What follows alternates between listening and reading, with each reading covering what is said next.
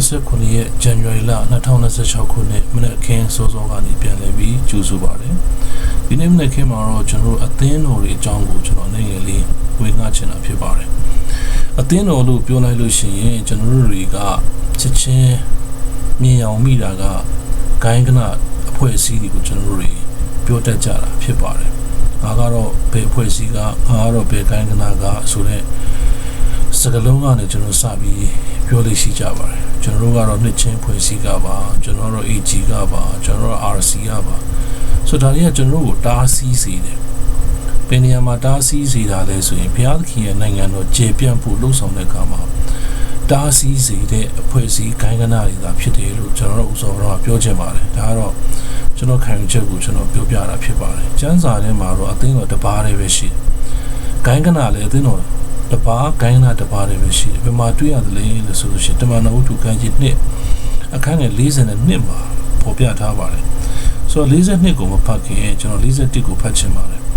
ထိုစကားကိုအသင်နှလုံးသွင်းမိသောသူတို့သည်ဗတ္တိဇံကိုခံ၍ထိုနေ့၌ရေတွက်အားဖြင့်3000မြလောက်သောသူတို့သည်ဝင်ကြ၏ပြောပါတယ်ဧဝံဂေလိတရားကိုကြားပြီးအသက်တာပြောင်းလဲတယ်ခရစ်တော်ကိုလက်ခံယုံကြည်သွားတယ်အဲ့ဒီယုံကြည်ပြောင်းလဲလာတဲ့အတွက်3000လောက်ရှိတယ်တဲ့အဲ့ဒီလူတွေကဘာလုပ်တယ်လဲတဲ့ထိုသူများသည့်တမန်တော်တို့၏ဆုံးမဩဝါဒကိုခံခြင်းအပေါင်းအသင်းဖွဲ့ခြင်းမုံကိုဖဲ့ခြင်းပရဏာပြုခြင်းတို့ကိုအမြဲဆောင်ရွက်၍နေကြ၏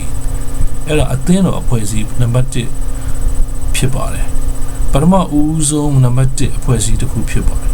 ဆိုတော့ဒီအသင်းတော်အဖွဲ့အစည်းမှာဘာလုပ်ကြတယ်လဲလို့ဆိုရင်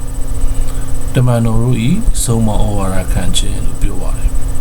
သို့တင်ချက်တွေနှုတ်ကပတ်တော်အပြင်ဝေငှချက်တွေတတိခံချက်တွေဒါတွေကိုခံယူကြတယ်အသင်းတော်ကိုသွားတာကခံယူဖို့ရန်အတွက်သွားတာဖြစ်တယ်ဆုံးမဩဝါဒခံယူဖို့ရန်အတွက်သူတို့ပါဝင်ကြတာဖြစ်တယ်နံပါတ်2ဒီမှာဘာတွေ့ရတယ်လဲအပေါင်းအသင်းဖွဲ့ခြင်းလို့ပြောတယ်ယုံကြည်သူအချင်းချင်းမိတ္တာရဖွဲ့တယ်ယုံကြည်သူအချင်းချင်းတယောက်နဲ့တယောက်ခွန်အားပေးတယ်တိုက်တွန်းတယ်ဒါကအသင်းတော်မှာပြုလို့ရတဲ့အရာဖြစ်ပါတယ်နောက်တစ်ခုမုံကိုဖယ်ခြင်းကိုမှရှိတဲ့အရာကိုအချင်းချင်းတယောက်နဲ့တယောက်ပြန်လဲဝေငှတယ်အတူတူကဝေငှစားတောက်ခြင်းမှုကိုပြုကြတယ်သူမှရှိတဲ့အရာကိုမှရှိတဲ့အရာသူကတာသွားတယ်ကိုကတာသွားတယ်ဆိုတဲ့အရာမျိုးမဟုတ်ဘဲနဲ့အချင်းချင်းတယောက်နဲ့တယောက်ရှိတဲ့အရာလေးကိုဝေမျှပြီးတော့မှအသုံးဆောင်ကြတယ်ပြောရမယ်ဆိုရင်တော့ဒီနေ့ခေတ်မှာဆိုရင်ကျွန်တော်သုံးကြရမယ်ဆိုလို့ရှိရင်တယောက်နဲ့တယောက်မနာလိုတဲ့အရာတွေတယောက်နဲ့တယောက်သင်္ထန်ငါသားတွေဆိုတဲ့အရာမျိုးတွေငါတဲ့နေနေကြတယ်ဆိုတာမျိုးတွေမရှိဘဲနဲ့ချင်းတယောက်နဲ့တင့်မြတ်စွာနေထိုင်ခြင်းအရာတစ်ခုဖြစ်ပါတယ်နောက်ဆုံးတစ်ခုကတော့ဘာလို့ဆိုပထနာပြုခြင်းအမြဲတမ်းဆူတောင်းကြတယ်ဘယ်သူကိုဆူတောင်းတာလဲဆိုဘုရားသခင်စီမှာဆူတောင်းကြတယ်ပြီးအချင်းချင်းတယောက်နဲ့တယောက်အတွက်အပြန်အလှန်တိဆောက်ပေးခြင်းမှုကိုပြုကြတယ်ဒီအမှုတွေကိုဘာလို့လုပ်ကြရလဲဆိုတော့သူတို့အမြဲဆောင်ရွက်နေကြတယ်ဒါကြောင့်နေ့လေးနေ့အသင်းတော်လို့အဲ့လိုတကူကျွန်တော်မှတ်လို့ရပါတယ်တမန်တော်ဝတ္ထုခန်းကြီးနှစ်ခန်းငယ်42နှစ်လေးနှစ်အသင်းတော်ဒီအသင်းတော်ဟာကမ္ဘာပေါ်မှာရှိတဲ့တခုတည်းသောအသင်းတော်လို့ကျွန်တော်ယူဆလို့ရပါတယ်ခံယူလို့ရပါတယ်ကျွန်တော်ကွဲပြားသွားတဲ့ຢာကကျွန်တော်ကနှစ်ချင်းကျွန်တော်က RC ကျွန်တော်က Baptist ကျွန်တော်က AG ကျွန်တော်က Pentecostal ကျွန်တော်က Charismatic